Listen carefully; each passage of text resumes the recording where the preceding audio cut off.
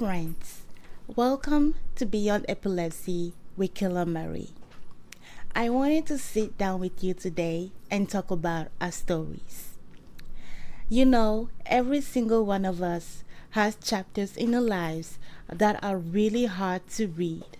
Chapters where it feels like the story is heading towards an ending filled with fear, disappointment, or pain.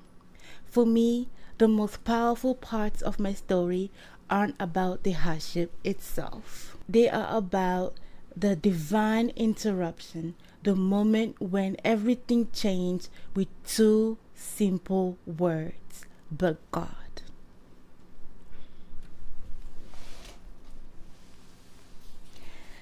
In Ephesians 2 verse 4, which I'm going to share with you today, just give me a minute. Let me go there. It says, but God, who is rich in mercy, because of his great love with which he loved us. And end quote.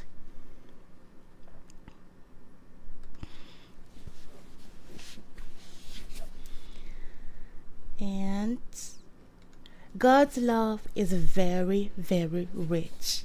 And for that, those are the moments when, despite all the challenges we have, he comes through for us.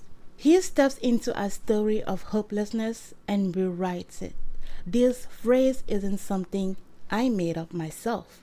It's the very pattern of God's heart throughout the Bible. And one of my favorite stories of the Bible is Joseph's. After being betrayed by his own brothers and thrown in prison, he tells them, "You intended to harm me, but God intended your evil for good." God specializes in taking broken pieces and building something new. Now, let's start the stories I would like to get into. My first story, it will start with just something recent. Just last October, which we're now coming to a year now, I was working at a fast food restaurant. On that day, I was just closing my shift. As I was about to leave and I was communicating with my ride, the person that would come pick me up, which was my brother, I let him know that I was finished with my shift and I would like for him to come and pick me up to go back home. As soon as I finished letting him know, I started to feel dizzy and my brain started to feel more confused and just cloudy and all kinds of, when you're not clear in your head anymore. My lips started to burn and my fingers tingly. I instantly knew that it was either a seizure triggering or one that's about to start. I then started to find a way to start to communicate with my parents, but I could not do it because my brain was completely cloudy at this point. I couldn't even remember the words to start with or even remember where to go into my phone. So I went to quickly go and sit down and let my manager know that please contact my emergency contact. At this point, I was struggling with myself to even remember the number that she can call because she was asking me, who should I contact? By God's grace, I finally found a way to give her my father's number, and she finally called him to let him know. But as soon as I finished giving her my father's number, I went into a full-fledged seizure. After my seizure, as I woke up, I found myself in the presence of my brother, my manager, and some paramedics.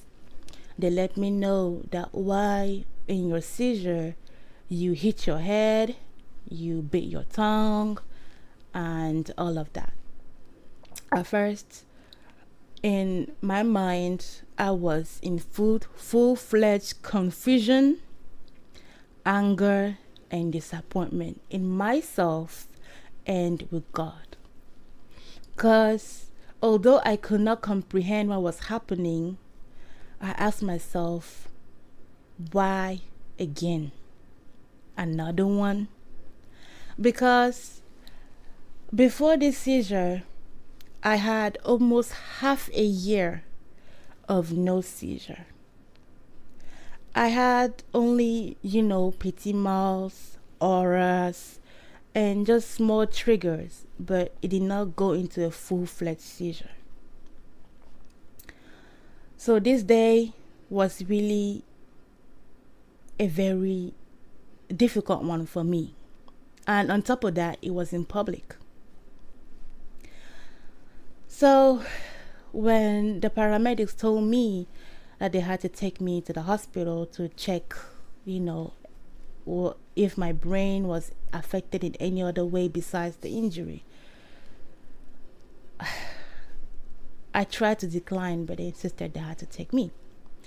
So after all the tests and everything, I went home.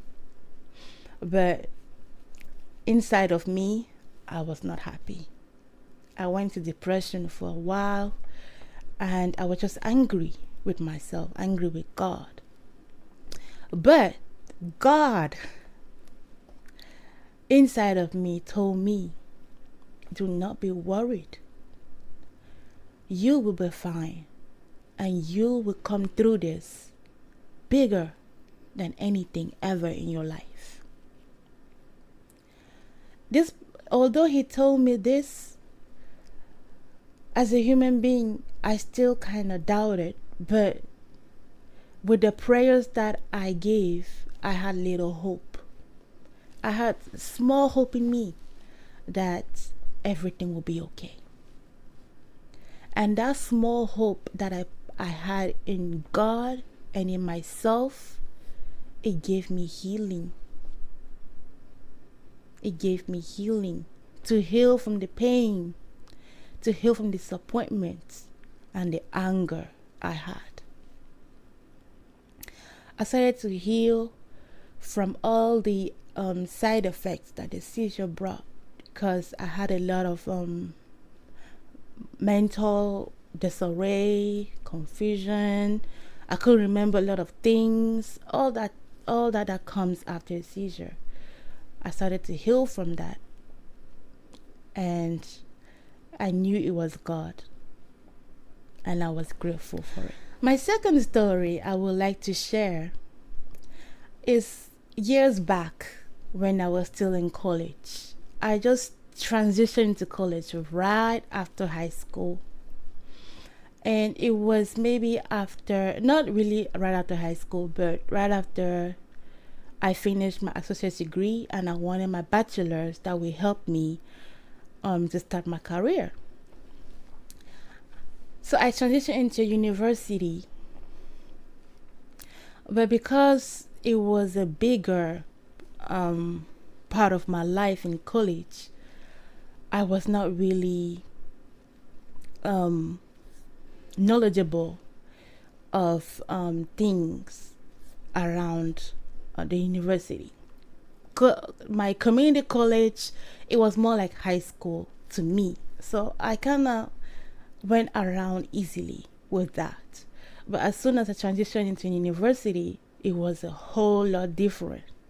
The lifestyle, the way things were in academically, it was a whole lot different than community college. So I was not versed into the difference there. But I was thankful because I made a friend that in the beginning, she was very helpful. She helped me get around things, how to get into class and how to manage, different things, like when I had those extra fees around, where to go to pay the fees and things of that sort.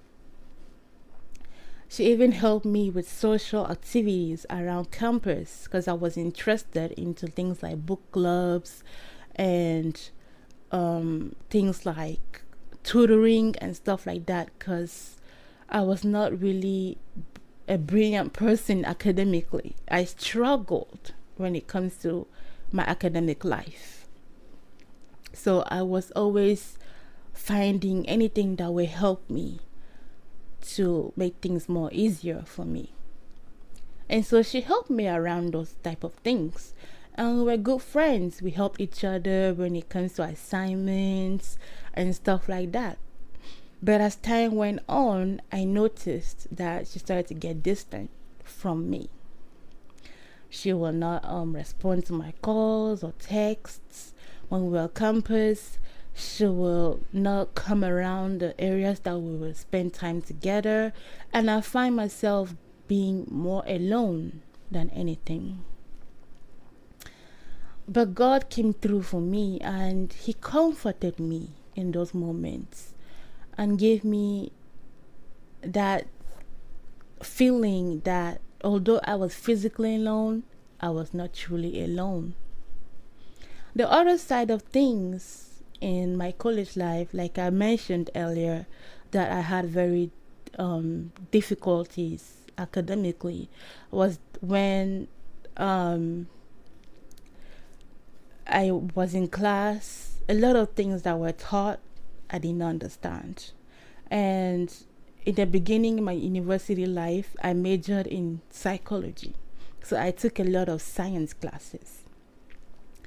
And those were very hard for me. It came to a point where I was declared academically incompetent. I was on probation academically for a semester, where they told me that I cannot take any more classes. I even had to leave the university and find another means to continue my education. That really hit hard on me. I was emotionally down for a very long time. I was mentally depressed for a very long time. It came to a point where I almost took my life twice because of that. Because I asked myself, so does this mean you're not fit to do something for yourself? Like you can't get your degree to pursue what you want? But God told me, you are more than a degree. You are more than that degree. I have more bigger things for you than a paper to determine your life. Your life is not limited to a degree. In the moment where I first tried to take my life, God told me, don't do this. Your life is not limited to that degree. And so, with the hope that God gave me, the second time I tried to do it again, and He stopped me, I knelt down on my knees with tears in my eyes and I asked Him, what is it that you want me to do, Lord? Because my heart wants to serve you. My heart wants to do your will. My heart wants to give your people your word, your light. So what is it that I can do to do that? He answered me that I will make you do that, and I will lead you to it. So I was led to try again, and I applied to another school, and this time I majored in social work, and indeed I had my degree. I was so pleased, and God blessed me with my bachelor's in social work, and I graduated with it. He answered my prayers and He fulfilled my desire. My third story comes right after I graduated school, and well, before my graduation, I had to do an internship. This internship led to a job offer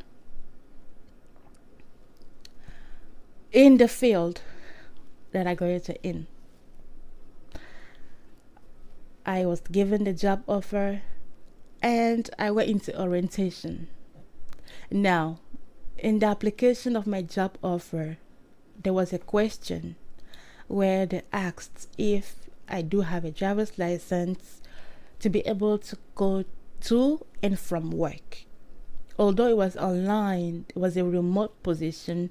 They did state that there are around 2 or 3 days that we have to be in office. I did answer that due to my disability, I will not be able to drive, but I have accommodation that I'm able to have a ride to and from work. It was clearly stated in my application, and they did still offer me the job. Now, in the middle of my orientation, I received a letter. And in my letter, they told me that they will unfortunately revoke my offer because I did not have a driver's license. This crushed me. I was very angry, disappointed, because they did know that I did not have a driver's license. They were aware of this. They went through my application. They went through everything. Yet, they still offered me the job and still had the mind to still revoke this job after knowing the fact that I didn't have a driver's license. I went through a season of depression because this was my dream, to serve families and children. I wanted to be able to give my heart because I have a love for children. I love children so much. I love being around them. I love to serve. I love to just be able to see what's wrong and we just be able to give you the solution to it. And so when this job came, I saw the fulfillment of my desire and passion. But as soon as they revoked it, all of that went to the drain. But in the midst of my sadness and everything, God came to me and said, I know your heart. I know your passion and desire. And it's still going to be fulfilled. This is not your end. Your purpose shall be fulfilled. I will fulfill it for you. In this peace he gave me, I continue to wait. I continue to persevere. I continue to pray. And he answered me. So, in these 3 stories, I saw God coming through in my storms. In school, he made me fulfill my degree, despite all that I went through. At work, despite all the times that I had a seizure and I couldn't go back to work, I still had the peace that God is with me. Although I could not directly fulfill my purpose with my degree that I acquired, God still gave me that degree to show that I am able to have something tangible to serve people. And my purpose today, he fulfilled it to me, to come and tell you the story of my life. I may not be able to fulfill my purpose through going to work at a corporation or another company, but he made it bigger for me to serve him directly. So, dear friends, I am sharing my stories today to shine a light to anyone out there that feels like your stories or your life does not matter. Your life matters. And whatever you go through today, God will use it for your good. He will still fulfill whatever you desire in life. Whatever you go through, if it's epilepsy, like I did, or any other thing, whatever storm it may be, you're going through a hard time at work. You have a family member that is difficult with you. You have a case at hand legally. Whatever it may be, God will turn it around for your good. It is for you to run to Him and give it all to Him. The Lord says, cast everything upon Him. If it weighs heavy on your shoulder, give it to Him. Give it to Him, and He will take it up and render back to you your desires. I casted all my burdens over to Jesus. I did not leave it upon myself, because I am too weak and too fragile to carry everything alone. One of my favorite verses is this, Philippians 4:13. I can do all things through Christ who strengthens me. I am not strong on my own. In fact, I am the weakest person. But with God, I can be the strongest that I can ever be. Only God strengthens me. Only God enables me. But on my own, I can only do so much. But with God, I can go beyond. I can go above and beyond, and no one can stop what God has put in me. And I want to tell you, you can do the same if you allow God to do it for you. So, dear friends, I hope these stories and this journey that I am sharing with you brings a source of light to your life and a source of hope. I hope it ignites in you just a chance of, oh, I can do it too. Let me just go to God. Nothing can stop us. The enemy puts in our mind, oh, you're too weak. You can't do anything. Let's not listen to that. With God, we can do anything. Anything. So, my message to you is, go to God. Go to God, and you will fulfill your dreams and your desires. Thank you guys for listening today, for watching this video. Once again, I pray it will be a blessing to many out there, and that God continues to be with you. Until next time, I pray you have a blessed day and a blessed weekend. Thank you all. Please do subscribe, share, like, and comment what this video means to you, if you share any similarities to my stories. Thank you guys.